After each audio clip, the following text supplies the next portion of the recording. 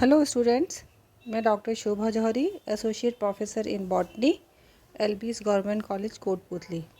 आज मैं BSc part first के बच्चों को बॉटनी के पेपर सेकंड में जो माइक्रोबायोलॉजी वाला पार्ट है उसके बारे में शुरुआत कर रही हूँ लेक्चर्स की। सेकंड पेपर में आपके microbiology, mycology and plant pathology है। तो उसमें से सबसे पहले जो पार्ट है माइक्रोबायोलॉजी, उसके सामान्य परिचय मैं आपको देना चाहती हूँ। तो देखिए, माइक्रोबायोलॉजी होता क्या है। हमारे आसपास के वातावरण में सभी जीवों के परिवेश में असंख्य सूक्ष्म जीव या माइक्रोब्स पाए जाते हैं। ये हमें दिखाई तो नहीं देते, परंतु अपनी गतिविधियों के द्वारा हमें ये अपनी मौजूदगी का एहसास दिलाते हैं। इन सूक्ष्म जीवों की संरचना एवं कार्यप्रणाली का अध्ययन सूक्ष्म जैविकी के अंतर्गत आता है। अब जैसा कि नाम से ही स्पष्ट है, सूक्ष्म जैविकी या माइक्रोबायोलॉजी जीव विज्ञान की वह शाखा है जिसके अंतर्गत सूक्ष्म जीवों अर्थात माइक्रोब्स की संरचना, कार्यकी एवं प्रजनन इत्यादि प्रक्रियाओं का अध्ययन किया जाता है। सूक्ष्म जीव या माइक्रोब्स हम उन्हीं ऑर्गेनिजम्स को कहते हैं जिनका साइज़ बहुत छोटा होता है और जिन्हें हम नेकेड आई से नहीं देख पाते हैं। तो उन सभी ऑर्गेनिजम्स को हम माइक्रोब्स कहते हैं। शब्द सूक्ष्म जैविकी या सूक्ष्म जीव विज्ञान का गठन 3 शब्दों माइक्रोब्स, बायोस एंड लोगोस से मिलकर के हुआ है। माइक्रोबायोलॉजी की परिभाषा से यह तथ्य तो उभर कर हमारे सामने आता है कि इस विषय के अंतर्गत सूक्ष्म जीवों का अध्ययन किया जाता है, लेकिन इसके साथ ही यह सवाल भी पैदा होता है कि आखिर सूक्ष्म जीव क्या हैं। तो ये अभी मैंने आपको बताया ही है कि जो ऑर्गेनिजम्स बहुत छोटे होते हैं, जिनको नेकेड आई से हम नहीं देख सकते, उनको माइक्रो ऑर्गेनिजम्स कहते हैं। सूक्ष्म जीव संभवतः हमारे पर्यावरण के सभी क्षेत्रों में उपलब्ध होते हैं तथा हमारे जीवन के प्रत्येक क्षेत्र में इनकी प्रासंगिकता है। आज सैकड़ों ऐसे सूक्ष्म जीव ज्ञात हैं जिनके कारण मानव जीवन में गुणात्मक सुधार हुए हैं, अर्थात मानव के लिए उपयोगी हैं।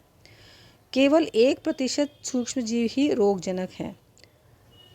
सूक्ष्म जीवों की उत्पत्ति करोड़ों वर्ष पूर्व की मानी जाती है तथा इनका विकास भी स्वतंत्र हुआ है, परंतु मानव की उत्पत्ति के पश्चात दोनों समूहों का विकास साथ साथ हुआ है। सूक्ष्म जीवों की मानव शरीर में जीवित रहने की क्षमता स्वाभाविक है, अतः ये मानव शरीर की सतह पर एवं छिद्रों जैसे नाक, कान, मुंह, योनि इत्यादि तथा शरीर के अंदर स्वतंत्रता से रहते हैं।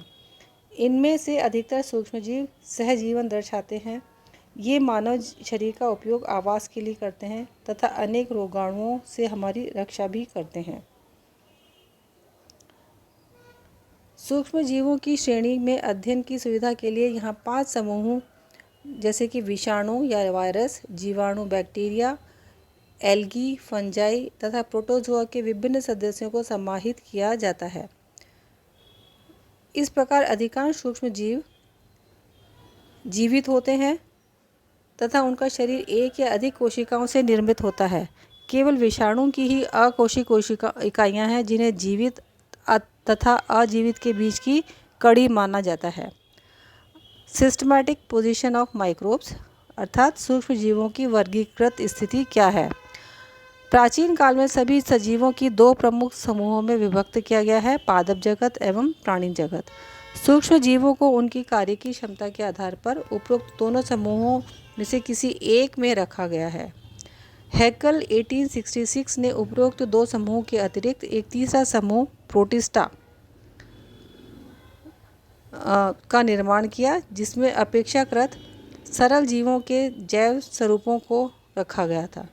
प्रोटिस्टा समूह में केंद्रक रहित जीवाणु एवं केंद्रक युक्त प्रोटोजोआ, शैवाल एवं कवक सभी सूक्ष्म जीवों को सम्मिलित किया गया। इलेक्ट्रॉन सूक्ष्मदर्शी के आविष्कार के पश्चात कोशिकीय संगठन को 2 प्रकारों क्रमशः प्रोकैरियोट्स एवं यूकैरियोट्स में विभक्त किया गया। प्रोकैरियोट जीवों की वह कोशिका संरचना सरल तथा केंद्र प्रिमिटिव टाइप का होता है। इस समूह में सूक्ष्म जीवों के 3 समूह बैक्टीरिया, वायरस एवं ब्लू ग्रीन एल्गी शामिल होते हैं। यूकैरियोट जीवों की कोशिका संरचना जटिल तथा केंद्रक सुसंगठित या ऑर्गेनाइज्ड न्यूक्लियस होता है।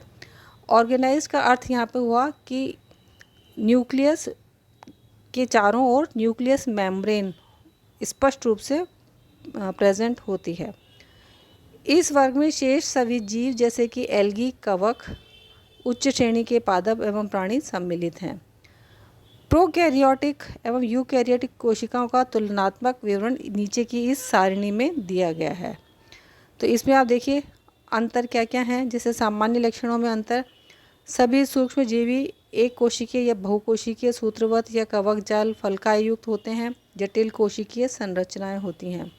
जबकि यूकैरियोट्स में अधिकतर बड़े जीव बहुकोशिकीय, जटिल या एक कोशिकीय आकारिकी के कुछ संघीय कवक जालीय होते हैं। इस प्रकार आप देख सकते हैं, इसमें देखिए कुछ सेल साइज़ है, सेल साइज़ में अंतर है, सेल वॉल में अंतर है। ये म्यूकोपेप्टाइड बनी हुई है, इसमें काइटिन है। देखिए यूकैरियोट्स में प्लाज्मा मेम्ब्रेन में भी अंतर है ना। इसमें देखिए यूकैरियोट्स में जटिल व विभेदित होती है। इस प्रकार से दोनों की सेल्स में काफ़ी अंतर होता है। आगे देखते हैं। ये सभी भी देखिए बहुत सारे डिफरेंसेस दिए गए हैं। ये देखिए बहुत सारे डिफरेंसेस हैं।